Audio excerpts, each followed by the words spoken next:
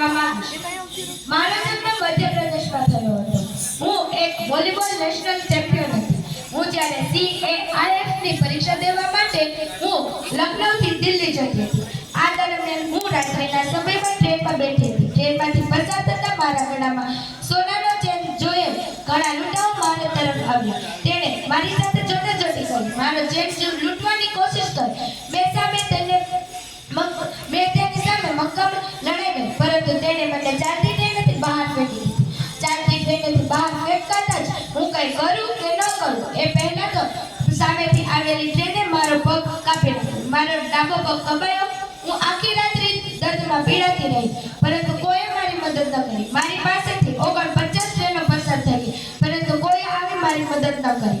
સવાર થતાં મને બરેલી હોસ્પિટલમાં ખસેડાઈ। જ્યારે હું બરેલી હોસ્પિટલમાં જઈ, પરંતુ ત્યાં ન તો લોહીની સુવિધા હતી, ન દર્દીને બેહોશ કરવા માટેની એનેસ્થેસિયાની સુવિધા હતી। આ ચિંતાજનક વાતો મેં ડોક્ટરને સાંભળી। મેં ડોક્ટરને કહ્યું કે ડોક્ટર, હું આવા જ પગે હું આખી રાત બેઠી હતી, તો તમે તો મારા ભલા માટે જ મારો પગ કાપશો ને? કાપી નાખો। આવું સાંભળતા ડોક્ટરને પણ નવાઈ પાઈ। ડોક્ટરે મારો પગ કાપ્યો અને આખા ડોક્ટર તથા નર્સોએ મને લોહી ડોનેટ કરી અને મારી સુવિધા પાડી। જ્યારે મને 2-3 દિવસ દવાખાનામાં રખાઈ, ત્યારે ઘણા ન્યૂઝમાં અને બધામાં અફવા ફેલાઈ કે અરુણિમા પાસે ટિકિટ ન હોવાથી તેને આત્મહત્યા કરવાની કોશિશ કરી હતી। આ જ સાંભળતા મેં દવાખાનાના પલંગ પર જ મક્કમ કરી લીધું હતું કે હું હવે એક પર્વતારોહણ બની અને બધાને બતાવી દઈશ કે એક અપંગ વ્યક્તિ શું નથી કરી શકતો। આવી રીતે મેં સીધું જ જ્યારે મને દવાખાનેથી લેવાઈ ગઈ, ત્યારે હું સીધી ભારતની પ્રથમ મહિલા બેચેન્દ્રી પાલ પાસે ગઈ। બેચેન્દ્રી પાલ પાસે જઈ મેં કહ્યું કે મારે એક પગે એવરેસ્ટ સર કરવું છે। બેચેન્દ્રી પાલે મને સામે ઉત્તર આપતા કહ્યું કે તે તારા મનથી તો એવરેસ્ટ સર કરી જ લીધો છે, હવે તારે ખાલી દુનિયાને બતાવવાનું છે કે તું શું કરી શકે છે। આવી રીતે મને 2 વર્ષ ટ્રેનિંગ અપાઈ। જ્યારે હું 2 વર્ષ બાદ મેં એવરેસ્ટ ચડવા માટે હું તૈયાર થઈ ગઈ, પરંતુ તેમાં પણ ઘણી મુશ્કેલીઓ આવી। પહેલું તો હતું શેરપાને મનાવવું। શેરપા મારા કૃત્રિમ પગના લીધે માનતા ન હતા, પરંતુ મેં ગમે તેમ કરી શેરપાને મનાવ્યા। ત્યારબાદ હું એવરેસ્ટ ચડવા લાગી। એવરેસ્ટ ચડતા મારો કૃત્રિમ પગ નીકળી ગયો, પરંતુ તો પણ હું ચડવા લાગી।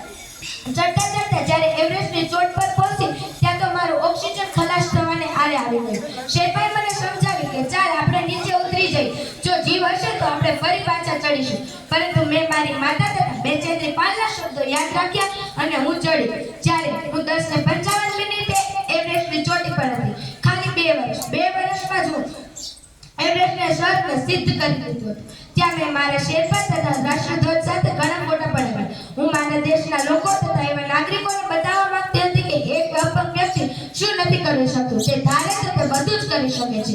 ત્યારબાદ હું નીચે ઉતરવા લાગી। નીચે ઉતરતા મારો ઓક્સિજન ખલાસ થઈ જતા હું બેહોશ થઈ ગઈ, પરંતુ ત્યારે જ મને એવડી ઊંચાઈ પર એક અંગ્રેજ પર્વતારોહક ચડતો હતો, જેની પાસે ઓક્સિજનના 2 સિલિન્ડર હતા। તેણે એક મારી તરફ ફેંક્યું તો શેરપા લક્કીની બૂમો પાડતા તેણે ઓક્સિજન આપ્યો અને એવડી ચોટી પર મને એક નવું જીવન મળ્યું। આ જીવનની સાથે હું નીચે ઉતરી।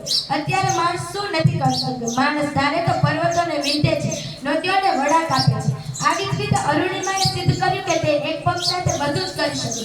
અત્યારે તે એક પગ સાથે ચાલતી ગીતો ગાય છે કે અભી અભી તો લાંઘા હૈ मैंने समुंदर को, अभी तो पूरा आसमान बाकी। Thank you.